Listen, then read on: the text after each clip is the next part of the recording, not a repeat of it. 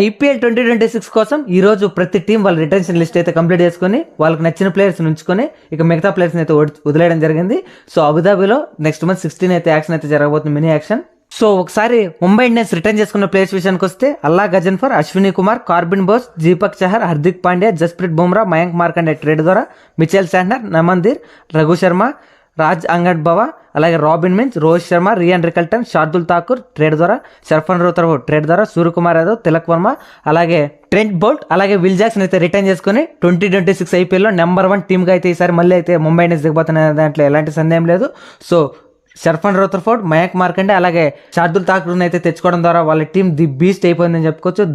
దగడ్ Indians అయితే వాళ్ళు ఈసారి అని చెప్పుకోవచ్చు, ముంబై ఇండియన్స్ బదులు దగడ్ ఇండియన్స్ అని చెప్పుకోవచ్చు. సో అలాంటి టీం అయితే ఉంది. ఒకసారి వాళ్ళ దగ్గర బ్యాటర్స్, బౌలర్స్, అలాగే ఆల్రౌండర్స్ అందరూ చూడొచ్చు ఎంత స్ట్రాంగ్గా ఉందంటే టీం. 2026 ఐపీఎల్లో వీళ్ళ ఈసారి అయితే కప్పు కొట్టడం అనే దాంట్లో ఎలాంటి సందేహం లేదు. సో నాకైతే 2020 ఐపీఎల్లో ముంబై ఇండియన్స్ దగ్గర ఎలాంటి టీం అయితే ఉండేది, ఈసారి కూడా అలాంటి టీమే కనపడింది. సో మరికొద్ది ఐపీఎల్ అప్డేట్స్ కోసం మన ఛానల్ అయితే సబ్స్క్రైబ్ చేసుకోండి, ఈ వీడియో లైక్ చేయండి.